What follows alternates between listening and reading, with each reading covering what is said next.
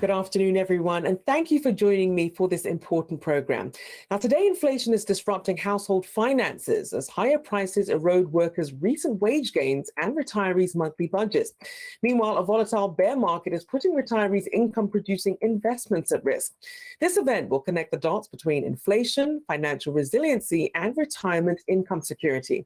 Our guests today include Senator Roger Marshall of Kansas and some of the nation's brightest minds in retirement security. And we'll discuss how policy changes paired with new programs and financial industry innovation can help Americans establish financial security even amid the tumult. Now, I want to thank the Bipartisan Policy Center's Funding Our Future Coalition and the Alliance for Lifetime Income for sponsoring this terrific event with us. Now, the Funding Our Future is a cross-sector coalition working to secure a better retirement for all Americans by making retirement policy a top priority for lawmakers. You can find out more about their work at fundingourfuture.us. Now, the Alliance for Lifetime Income is a nonprofit organization created to educate Americans about the importance of having protected income in retirement. You can learn more and access their free financial planning tools at protectedincome.org. Well, now let's turn to my interview with Senator Marshall. We started by talking about how retirees are doing at the moment. Well, certainly the number one topic back home is the cost of groceries and gasoline, the cost of rent. So whether you're retired or a young married couple with 2 kids, that inflation is absolutely a social injustice, and it hits them, impacts them more than anybody. And the challenge right now is this double whammy. Whatever the peak of your retirement account's value was, it's now about 20 to 25% less. And then on top of that, inflation, over 2 years is probably 13%, 8% of the past year, 5% the year before. So at the end of the day, you only have about 70% of your purchasing power. So you were counting on your nest egg to be this big, and all of a sudden it's this big. So it's a huge problem right now. And we know that there are 20 million Americans who are actually nearing retirement, or those who perhaps, if they want to get an early start, obviously they've lived through different kinds of financial crises and they're seeing what some of their parents perhaps are going through. Talk about the most significant changes that the Rise and Shine Act in the works in the Senate brings, and what the Secure 2.0 Act adds to it as well. Right. So this Rise and Shine Act in the Senate, what its goal is to number one is to give employees and employers more flexibility, more options, more transparency. And what I really liked about it is this rainy day fund. So I'm a big Dave Ramsey fan. My wife and I took that early on. We teach it at our church. I don't teach it, but our friends teach the course. So setting up a rainy day fund. So this would allow some more flexibilities in setting up that rainy day fund of 3 to 6 months of cash. But it's all just spitting in the wind, if you'll forgive me, right now with inflation where it is and with the stock market down so much, it's just not going to do any good. We can't do it. We try and try. We're putting fingers in the dikes, but the real problem is inflation and the stock market. So for people who are wondering about the provisions in the Rise and Shine Act, how would you describe how it impacts them? What can they expect? Well, first of all, it's going nowhere. This was not a priority for this president or the Senate. So it turned into more of a messaging bill. Its opportunities were to give more flexibility, and especially if your people are taking out their funds as a one chunk of the retirement plan all at the same time, is to set some protections around that. I think people are probably leaving some money on the table when they take out a mass lump, and we were trying to protect the consumer, so to speak. So there were good things in it, but basically it had nothing to do with carbon, so therefore it's not a priority for this president or Leader Schumer. So I want to talk about you obviously proposing this study when it comes to retirement savings there. What is it that you're hoping to achieve, and what would you like people to really do with the results of the study as well? Right. So think about the reference time of when we were offering this amendment. So we're considering a bill about retirement, and maybe 6 months ago.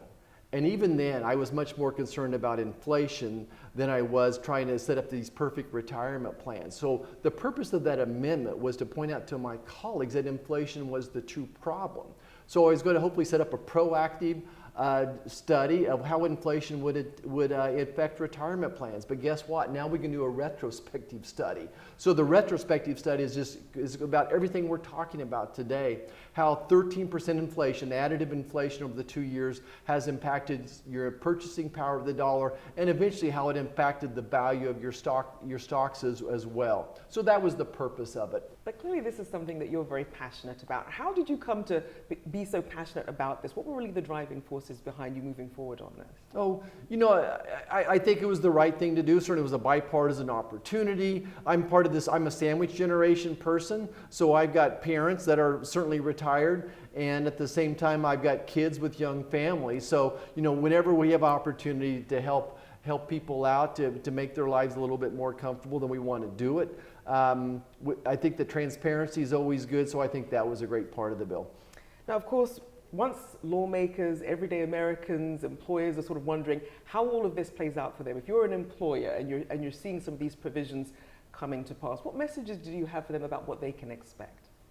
Are you saying if this would pass? Yes. Okay, so first of all, it's going nowhere. It's dead. It's dead at this point in time. We're running out of days to pass it. It was not a priority for the Democrat Party.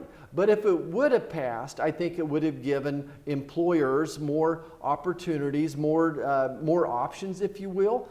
And certainly, I'm not a financial expert, so I think if you're a small business or a big business, you would use your HR people to say, how can we design a better retirement plan? But what I was really excited about was this rainy day fund, is how could you help your employees set up this rainy day fund? Because we all do have a rainy day at some point in time. Maybe it's you lose your air conditioner, maybe a hurricane hits and you lose all your range, your washer and your dryer. And so as you look at some of the other provisions of Secure 2.0, what really stands out to you as what could be potential game changers for Americans who are looking at the cost of living, who are looking at retirement? Well, you know, unfortunately, with 13% inflation over the last 2 years, there's just not much in there that could be a game changer. That's the real problem here. The real problem is inflation and the stock market tanking because of horrible policies coming out of the White House. Policies that drive up the cost of energy, policies that drive up the price of groceries, and policies that drive up the cost of housing. So this would have been a small piece of the puzzle. It could have helped people, but right now the problem is inflation, and the problem is just the lack of financial security people have. So is there any hope in terms of perhaps harmonizing what we see in Secure 2.0, Rise and Shine, and in terms of seeing how those might at some point get harmonized or some point see some movement? I know it's difficult in a midterm election year as we do get so close to it. Yeah. Any sort of optimism that you see as a path forward, perhaps, with retirement savings? Well, I wish there was, but I can just be pretty frank here and tell you that there's just not a conversation right now. Right now, we're just trying to keep the government open. We're living from crisis to crisis. And what the big concern is, the White House is not reversing any of its policies. That's why I've said since over a year and a half ago, inflation is not transitory. It's going to continue to get worse. And if you were able to wave your political wand, what would be your top 5 priorities that you would want the administration to focus on that would be the most beneficial to retarees? Yeah, I think number one, of course, is inflation.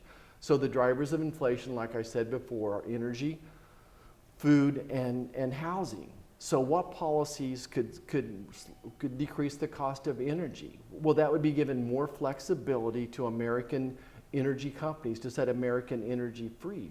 When it comes to the cost of groceries, this president has declared a war not only on American energy, but also on American agriculture, which is driving up the price of food production.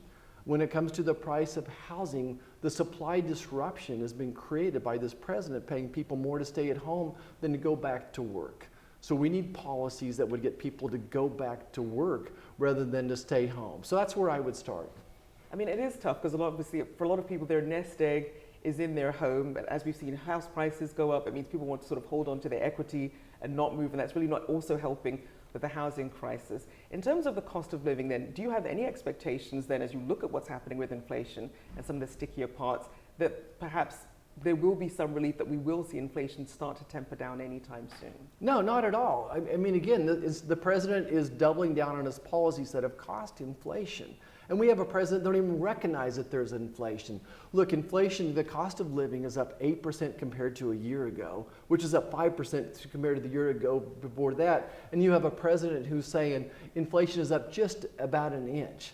We have a president who says that the stock market value has no relevance to Americans, American retirees as well. So unless there's a huge change up here, inflation is going to continue. And we're really getting this double whammy of quantitative tightening along with these regulatory policies that are driving up the cost of living. So then obviously then, if you're saying this is dead in the water in terms of the policies for what we're seeing with retirement savings, what advice would you have for people then who essentially, at least for now, will have to take their retirement planning into their own hands? Get out and vote in November to change the policies of the White House, which is killing the value of your retirement plan and that's driving up inflation. Look, elections do have consequences. And certainly, you know, what advice would I give my parents? Don't make any big changes. Don't try to get rich quick. Go take a Dave Ramsey course. Use a trusted financial advisor. I'm a physician. You would want to come to me to get advice on I'm an OBGYN. If you had breast cancer, ovarian cancer, you'd want to come to me and get advice about that. Your retirement plan is your nest egg. Your home and that retirement account are probably your greatest assets. So find a trusted person that you have a long-term relationship with that's not this get-rich-quick scheme, and make a plan for you and enjoy your time. Enjoy your time with your family. Focus on things that matter. Spending time with your family, doing things that you enjoy. And it's not always, money doesn't buy the happiness. Doing fun things shouldn't necessarily be the most expensive things to do.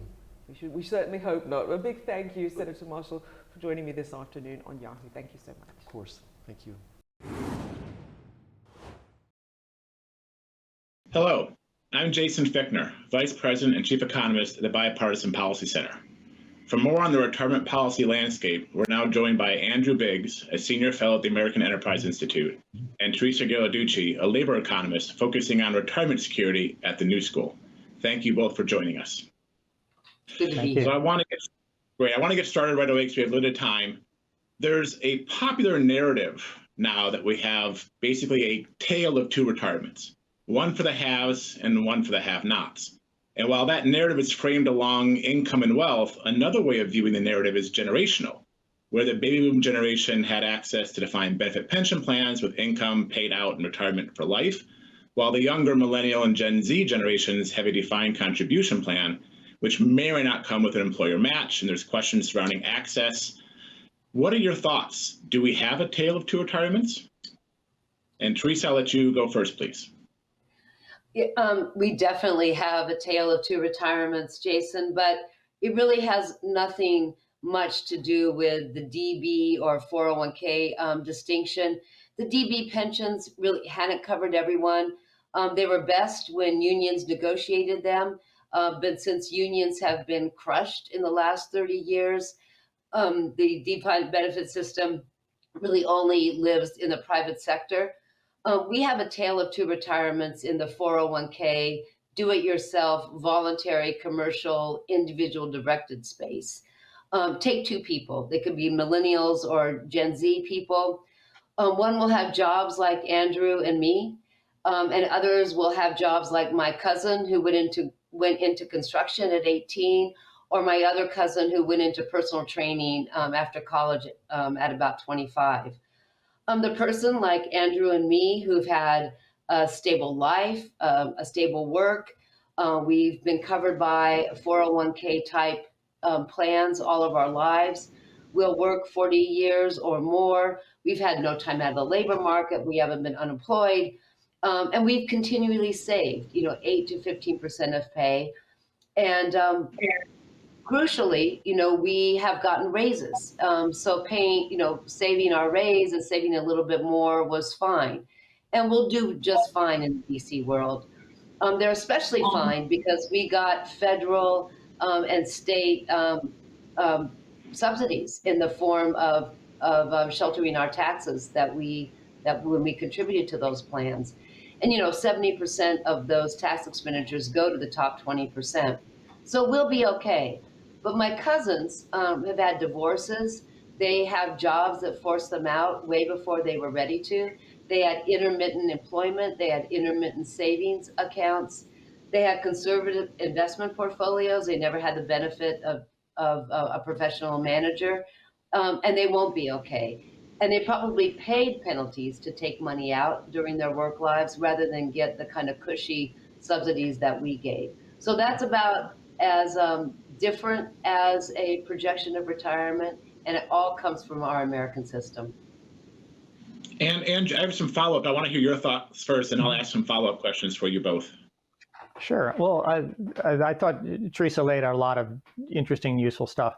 I think in a sense we have a kind of a tale of three cities. I don't want to complicate it, but the first one would be the traditional defined benefit system, and that worked well for some people. First, you had to have a defined benefit plan, and most people never did.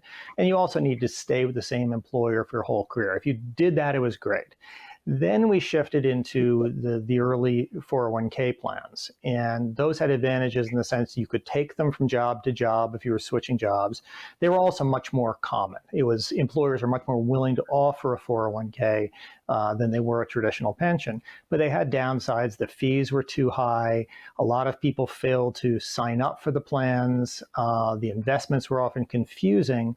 And there weren't really very many options for converting that lump sum of money into income in retirement. Today, I think we're shifting into sort of our third retirement city, where the defined contribution plans, the 401ks, are adopting some of the things that made traditional pensions work. Going towards automatic enrollments. We don't have to choose whether to participate. We simply sign people up. That's a step in the right direction. Shifting from sort of a do-it-yourself investment portfolio to what's called target date or life cycle funds, where you're automatically shifted from stocks to bonds as you get older.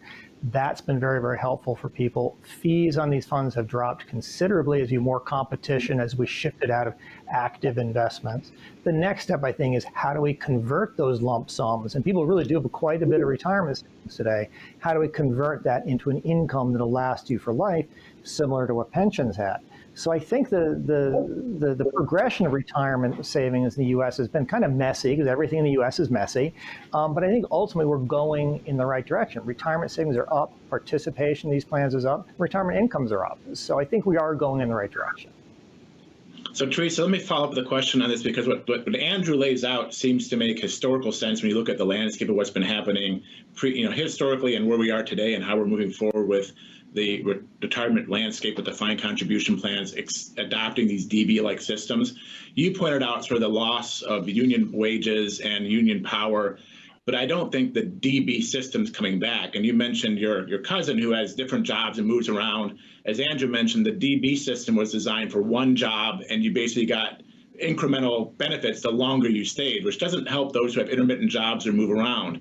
With the DC plan now, we're trying to make that wealth accumulate and then maybe have some sort of payout structure, but you have to then have wealth at retirement in order to have a good payout. So if we're going to that DC world that has some DB payouts, how do we help those who have the intermittent jobs or the gig workers? What can we do to help them if that's the world we're going into? Right. Yeah, let's not debate DB versus DC. It does turn out that people who've had a little bit of DB coverage all their lives, they turn out to actually be a lot better than people who had DC coverage all their lives, but that's over. What can we do now forward to help people like my cousin? Well, it might be a little too late for my cousin, but we need to make sure that people start accumulating retirement savings from the very beginning. Voluntary incentives haven't worked. With voluntary plans, you get half of the people in a plan, and that really kind of is stuck. And you can see that over almost every national system. International comparisons show the rule of thumb is if you have voluntary contribution, you're going to have half of the workforce. So I have proposed, I think we've talked about my plan with Kevin Hassett, looking very far to my right. He advised President Trump and his Council of Economic Advisors. We both have a plan to really bring everybody into a retirement plan from the very beginning that they work, whether they work on and off like my cousins in intermittent or informal employment, formal and informal employment. You just contribute, just like you contribute your Social Security plan. And that money is managed professionally, and it's only available for when you leave for retirement. And you also distribute the tax subsidies for that plan in a much more equal way. So we need a mandatory, universal pension system that goes along with Social Security. So we'll come back at the third and final question with policy recommendations. So Andrew, I'll give you some time to think about what you'd recommend, but I want to turn to the second question, which is, the Federal Reserve has been rapidly increasing interest rates. And we're hearing a lot of discussion about inflation, the possibility of a recession, and the Federal Reserve hitting the brakes too hard and having a hard landing for the economy. Is this going to impact retirees, or is Social Security going to have a nice cost of living increase so retirees won't feel a thing? How is inflation and interest rates affecting retirees and other disproportionate impacts on retirees versus other consumers? Well, that's a real good question. I think it's on average, and averages can be deceiving. On average, I think retirees will come through this better than working age households. One reason is that retirees tend to be net asset holders. They have a lot of investments in their retirement accounts. They tend to own their homes outright. So in those cases, higher interest rates can sometimes be beneficial. Likewise, retirees are mostly out of the labor market, and so if we do have a hard landing, it's obviously going to hit younger people more. But again, it's a very mixed bag because those higher interest rates are coming with higher inflation. Some retirees, the lowest income retirees, will tend to be mostly protected by Social Security. People at the top are be protected because they'll have their assets as a hedge. It's folks in the middle where I worry a little bit more about that. So there isn't a single story to tell. And I think we just have to see, how things are going to play out over time. Teresa, any additional thoughts? Yeah, you want to bottle this answer. I agree with everything Andrew said. I do want to. We're done then. I do want to point out, though, there's some people that may even be very much benefited from the higher interest rates, and those are retirees that have put some of their savings in very conservative accounts. So they're seeing actually the benefit of interest rates on their savings. The stories that we're hearing about retirees that are really suffering from price increases are pretty typical. They are people, like Andrew says, are poor, and they rely on most of their income from Social Security. And true, the Social Security benefits are indexed to inflation. Things would be a lot worse if they didn't. But that Social Security was never enough to begin with. And so and if they rent and they don't own their houses, their rent is going up.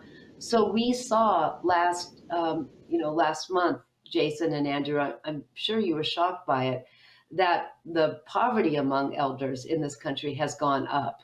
And some of that is just their income has not gone up, but it's probably underreported how much fragility they're facing because their other costs have gone up and not really in line with Social Security.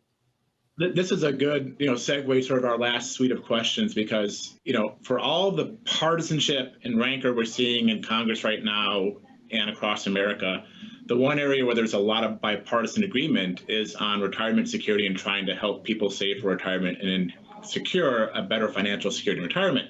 And Congress, passed Secure Act, we call it now 1.0, and they're currently considering a suite of bipartisan bills aimed at addressing and improving retirement security, which we're often now referring to as 2.0 version of the Secure Act.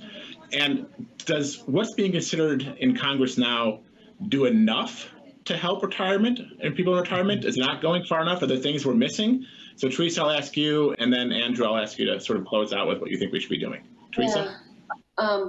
I wish I could say that they're going to, that these proposals will solve a significant amount of the problem, but it just won't. And I think a lot of the worst ideas in the bill have gotten preserved and some of the best ones got thrown out.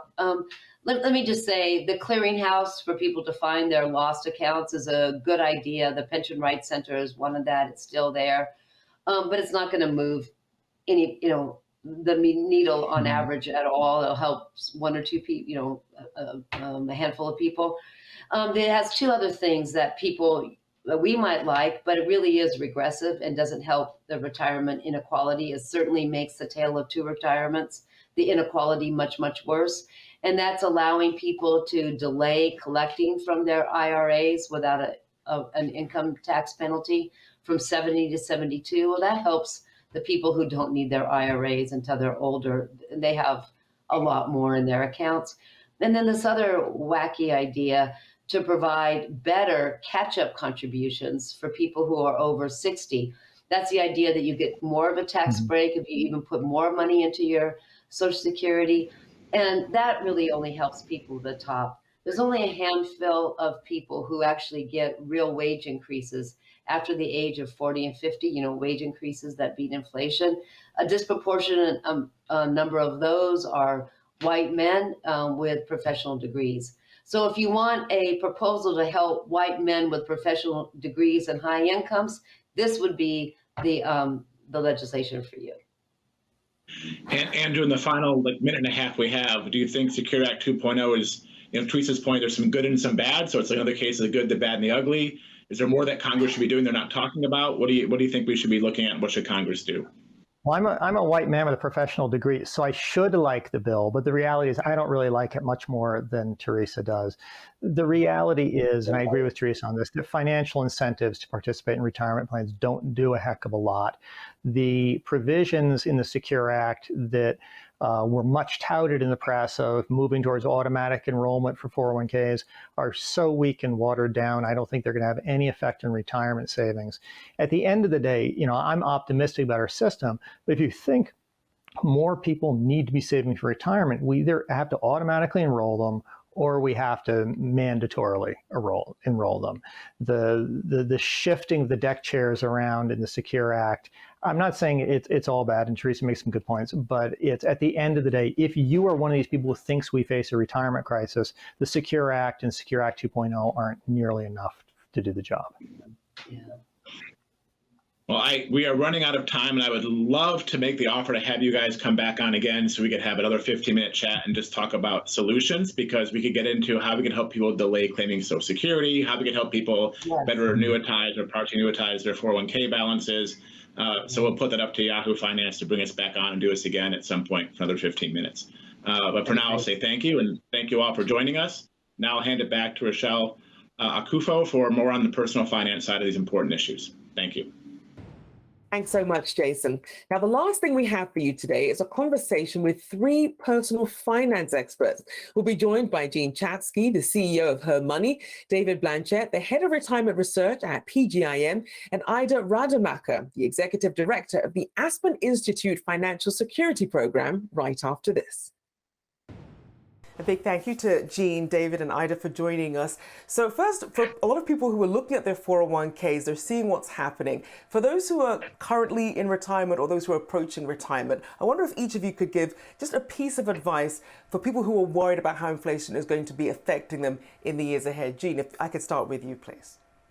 Sure, absolutely. And I think controlling the things that you can control is sort of the order of the day. When we're looking at inflation, when we're looking at the volatile markets, when we're looking at interest rates, there's only so much that an individual can do to right their financial situation, and grabbing onto those things is really the key to being resilient during these times. And so if you can get yourself to focus on your budget and making sure that you're paying attention to where your money is going, that you're tracking your spending, that you're spending in a way that makes sense to you and you're not going overboard, particularly as we head into the holiday season.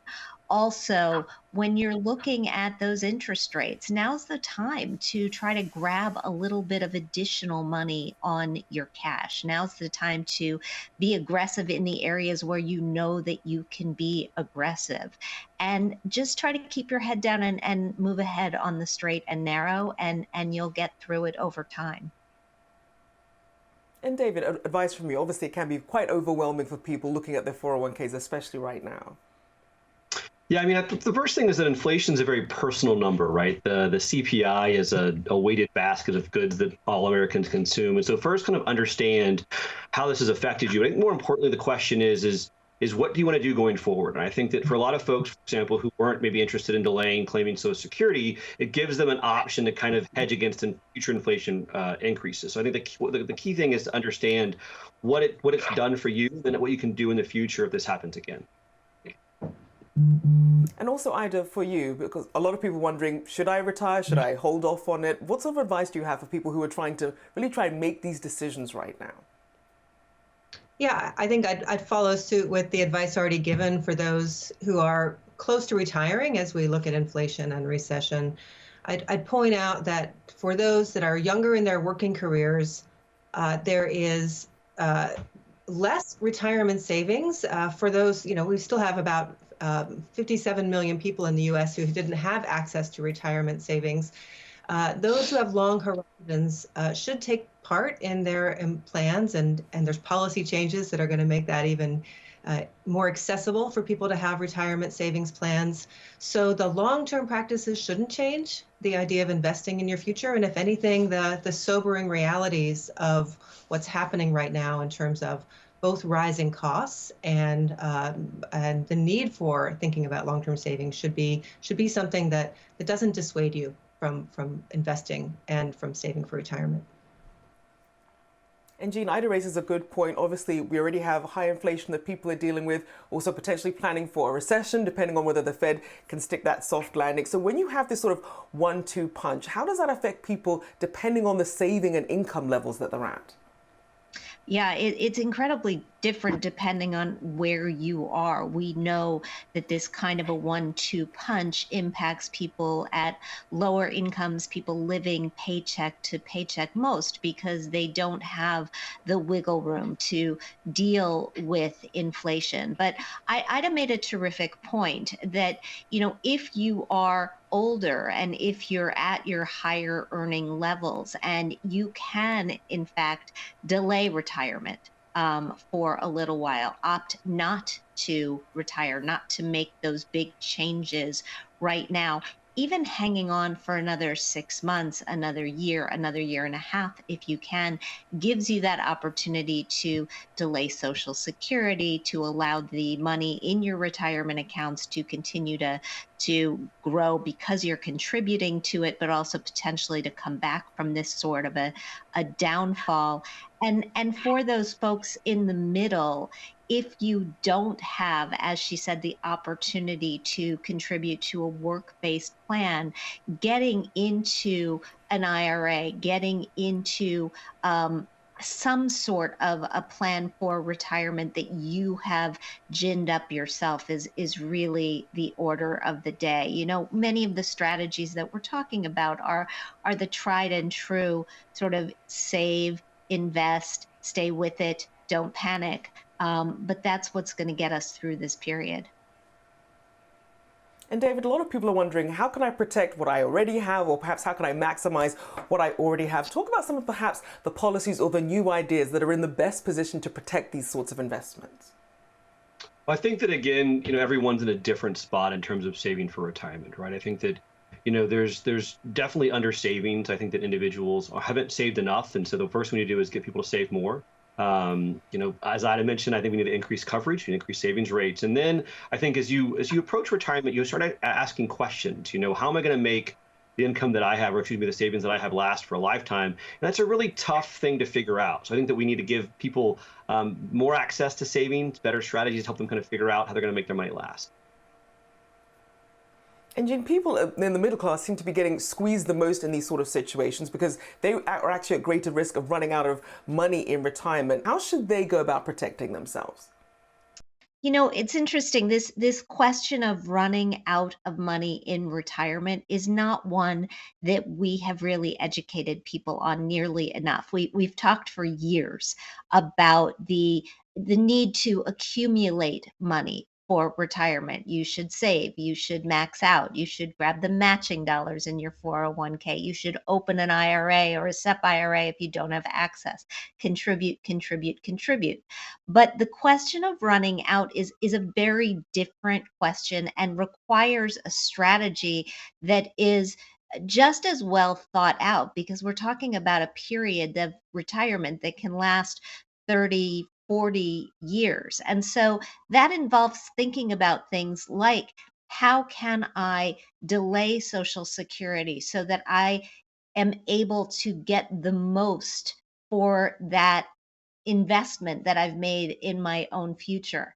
How can I put my career into a trajectory so that I can continue to work and put off taking Social Security until I'm full retirement age or even longer?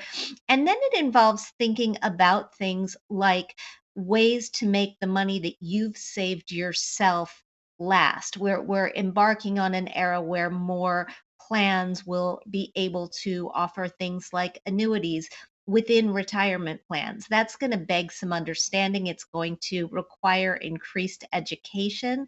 But those are the sort of strategies that particularly people in the middle class are going to need to think about in order to make sure that their money goes the distance. And Ida, as we know, when it comes to money, when it comes to anything really, simple and easy don't always go hand in hand. And a lot of people are actually sacrificing some of their essentials to try and make ends meet because of inflation. So Ida, are there any sort of public policy proposals that are either in place or in the works to really help people so that they don't have to make some of these very hard choices? Yeah, I think that there's, people don't just have a short-term financial life and a long-term financial life and then the rest of their life. They have to think about their health care, their housing, their retirement, and they have to think about that now and, as Jean said, for longer and longer lifespans. And those issues are especially critical for women who tend to have even longer lifespans and have, a wage gap and a wealth gap to contend with as well. Many also work part-time, and there has been relatively few opportunities for retirement savings and part-time work, and that is hopefully another thing that will change. And I think the other thing that is critical, especially during a recession or any time, is just understanding that people today who are working and are trying to even extend those working years like we just talked about are probably going to be working with multiple employers over time. And the savings you accumulate here or there in very small pots often don't talk to each other. They don't connect. They don't actually come into the same account. So increasingly, when we really want to help folks, we want to think both about the portability of retirement savings. We want to make it easy for them. And we need to think as well about how else do we manage expenses? And not just as at an individual level, which is important, but in terms of policy. The biggest issues in addition to savings and continuing to work and get earned income is what's going to happen with rising costs. Long-term care insurance, health insurance, all of those things come into play as well. And there's other policy dimensions that we should be thinking of as well to help make sure that as much of the routinely positive cash flow people are getting into their wallets can stay with them to handle the essentials.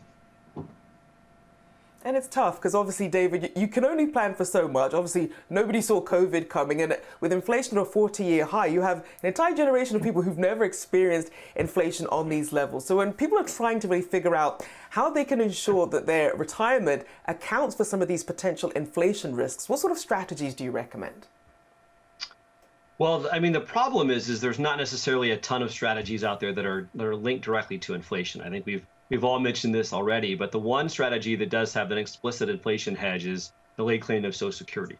Benefits are linked to the CPIW. It's a great way to kind of hedge both inflation risk and longevity risk. I think that, and there's a need for other types of investments called real assets and portfolios, things like commodities, things like tips, infrastructure, assets that just tend to do well when inflation is higher. I think that too often investors think about just stocks and bonds. I think adding things to portfolios that can help ensure when inflation is high, the portfolio is better is really important for investors that have 20 or 30 year time horizon. And Jean, how do you see protected income playing a role in this, the sort of strategy that people can have? Look, I'm a fan of making sure that you've got enough protected lifetime income to at least cover your fixed costs. I think we would all agree that the length of retirement is so long, you are going to need growth on your investments throughout. You're going to need money in the market throughout retirement in order to do things like keeping up with inflation. But having enough protected income in the form of Social Security, any pensions, if you're fortunate enough to have them, and many people are not these days, most people are not these days, as well as annuities that you have crafted or picked up along the way, just enough to make sure that you can keep a roof over your head, that you can make your Medicare premium payments, that you can put food on the table, that you know that your fixed costs are covered and that you don't have to worry about those things. The wild card, and Ida talked about this, is healthcare and long-term care. And that's where it gets very, very difficult to ensure for the outcomes, because we don't know what the outcomes are going to be. So then, David, a lot of people then get a lot of acronyms about different sort of accounts that they can use to perhaps help them with market volatility or, as best as they can, be an inflation hedge. Are there specific types, though, of retirement accounts that you would recommend that will help better protect people? Well, I know there's certain types of accounts, right? I mean, there's 401ks, there's IRAs, there's taxable accounts and all that. I think the key is really kind of trying to understand how this all makes you feel to some extent, right? I think that I work for an investment company. We spend all day building these efficient portfolios, and this is maybe to Jean's point, if you can't sleep because the market's down 25%, inflation's up 8%, you have the wrong strategy. I think that there's the academic aspect of these decisions and the behavioral aspect. I think that there are assets that you can include in portfolios, but to me, there's these larger structural issues about how do I craft a plan that makes me comfortable with all the uncertainties that exist out there. So I think that's kind of the key is understanding not only what is the right kind of portfolio aspect of things, but also just the right strategy. And David, you raise an interesting point, because obviously everyone has their own personal relationship with money and risk that's really going to inform how they approach these things. And you mentioned, if these are the sort of things keeping you up at night, perhaps a different strategy, a different sort of retirement account. I want to bring you in here because as we look at the demographics, how they're changing, by 2024, the US is expected to peak 65 when the greatest surge of Americans turning 65 comes into play. So when you think of things like employers and financial professionals, what role do you think this holistically can all play in really improving the outcomes for some of these retirement savings accounts? Yeah, it's a great point. And as Jean said, even though pensions, defined benefit plans are on the wane, this is the last generation that had some kind of a high proportion of folks that had access to that. And of course, those pension plans did help with the cost of living as it rises. When you're in just 401k savings or you don't have any savings at all, these are the things that we have to start to contend with as we look at retirement policy for those 65 and below, and how we make sure that we have access for every worker in this country. Because of that, the role that employers play is critical, and it's changing rapidly. We really have seen a whole new generation of benefits coming together on some of the platforms in terms of your benefits bundle to help people manage both their short and long-term financial lives. So emergency savings offered through an employer, increasingly, obviously the other kinds of different savings accounts that are helpful. We've been looking at people, even just in terms of scheduling for folks so that they can pursue either multiple jobs or jobs in career education. It's not too late to think about what is the additional way to get training to continue to stay viable in the labor market for longer. I think that we're excited to also look at the next generation of benefits being the way that private employer benefits operate in tandem with public benefits and the safety net that's out there, because that's going to be important in an inflationary space as well. I think that the more employers really understand that the priorities of some rising generations are paying off student loan debt, and some of the new retirement legislation that's working through Congress right now kind of recognizes and incentivizes employers to help address student loan debt at the same time they're helping people build for retirement. So I would say watch this space. This is a place for employers who care about the financial well-being of their workers to really lean in on an exciting new set of innovations and benefits that are going to be coming online in the next few years. So Jean, then as we look at this sort of next generation of benefits, it does sort of shake up what we traditionally look at when we think of financial planning, not just obviously social security education, but things like how we approach student loans, but even health and lifestyle as well. Tell us more about that and how people should be considering that also as part of their financial planning. Well, I don't think there's any doubt that you can't separate health and wellness, health and financial wellness anymore. If you are not healthy going forward, your financial life is very quickly going to run off the tracks. And if you don't have your finances working for you, that may be okay in your 20s and your 30s, but by the time you get to your 40s and 50s and 60s, it's going to be much harder to stay healthy if you don't have the money to do that.